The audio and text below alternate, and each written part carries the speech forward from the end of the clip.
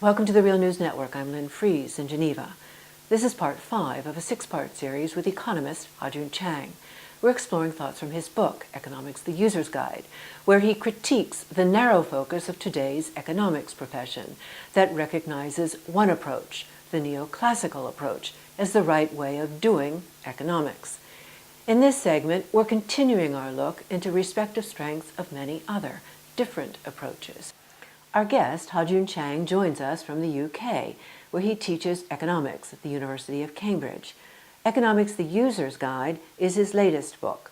Earlier books include Kicking Away the Ladder and 23 Things They Don't Tell You About Capitalism. Welcome, Ha-Joon. Hi. We're going to pick up where we left off in part 4, where you talked about the Marxist, the developmentalist, the Austrian, and the institutionalist school. So now, give us an example of a contribution from the Keynesian school. Yeah, the Keynesian school has two key differences from the neoclassical school. The first difference is that the Keynesian school starts from the assumption that what is good for individuals is not necessarily good for the entire economy. Now, the best example is say government deficit. You know, in the US, UK, in many European countries after the 2008 financial crisis, government deficit mushroomed because the economy collapsed and tax revenue wasn't coming in while the government had certain spending commitments. Now, in order to solve this problem, a lot of neoclassical economists say we just have to cut spending because the government debt is a bad thing. Now, you can debate whether the government debt is a bad thing or a good thing, but even assuming that it's a bad thing, a Keynesian would say, well, even so, you cannot cut the government spending in the way that neoclassical economists wanted to be cut, because my spending is your income. If the government begins to cut its spending, someone else is losing income, and therefore that person also has to cut spending, and it gets into a downward spiral.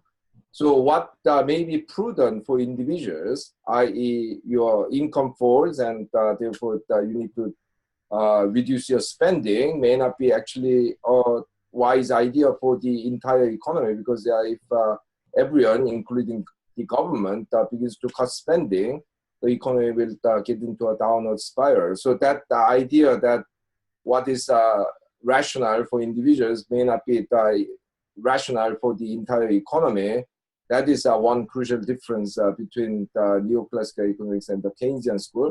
Another difference is that in Keynesian theory, money is at the center of the economic theory, whereas in the neoclassical economics is kind of an add-on. I mean, the neoclassical economic theory doesn't need money to work, whereas in Keynesian theory, money and credit and debt, I mean, these are central to economic dynamics. The Schumpeterian school? Schumpeter's theory of economics was very, very different from the neoclassical theory. Now, in neoclassical theory, the ideal state of economy is known as the state of perfect competition. This is referring to a market in which only very small producers exist, and they fiercely compete with each other, but individually they are incapable of affecting the market outcome. So in that theoretical scheme, monopoly is actually a big enemy. I mean, many neoclassical economists will call monopoly a market failure, and the government is justified to regulate prices or the rate of profit in the monopolistic industries.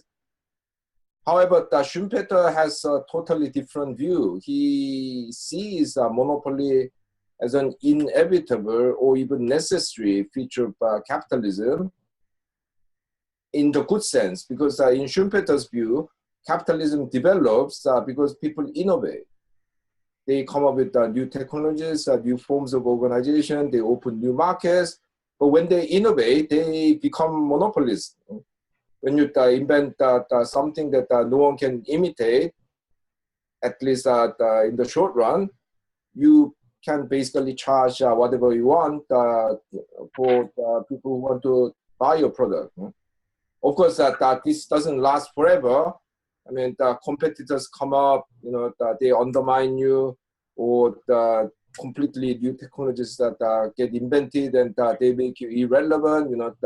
Just think about the way in which that IBM and Kodak have become, well, basically the specialized consulting companies. I mean, these companies whose names were at one point synonymous with computers and cameras, respectively, have now basically disappeared.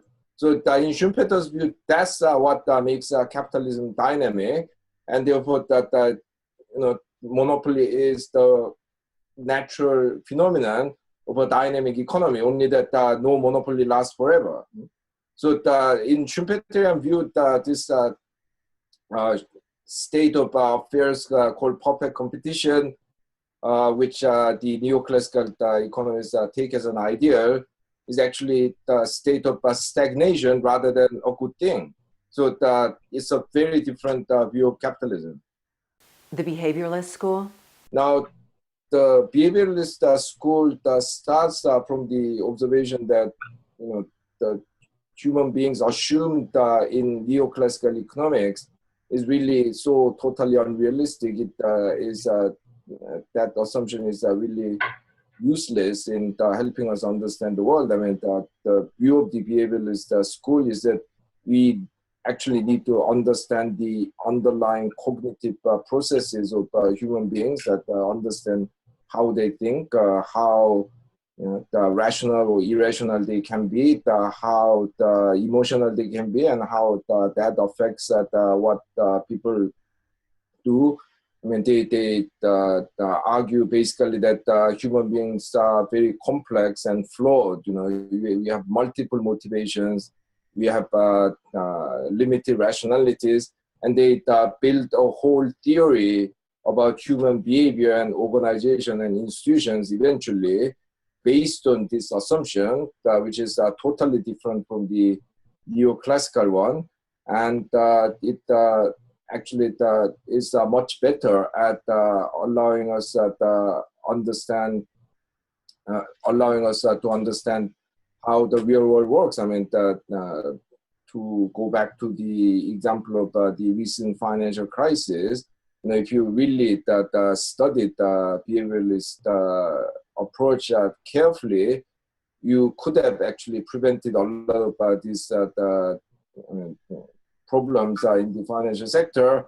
Unfortunately, policymakers are mainly informed by neoclassical economics and believe that, these bankers will know how to take care of themselves. They are rational, they have their own self-interest, and they wouldn't deliberately do things that would destroy themselves. Unfortunately, these bankers, like all other human beings, are very complex and flawed characters, and they ended up making a lot of decisions which not only destroy themselves but also destroy the rest of the economy. So actually the insights from behavioralist school are very important in helping us understand the world in a more realistic way. And there's an emphasis in this approach that the market only accounts for a small part of the economy. Yes, Herbert Simon once made this observation that something like 80% of economic activities in the United States are actually not organized through the market. They are mainly organized through the internal directives of companies and sometimes by government directives, and only about 20% of economic activities are organized through the market. So he said actually that we keep talking about the market economy, but it might be more accurate to call it the organization economy. Now, this is a very important point. The fact that the market accounts for only about 20% of economic activities doesn't mean that its importance is only 20%, because this is where different economic forces meet and compromises are worked out, and competition is fought and so on.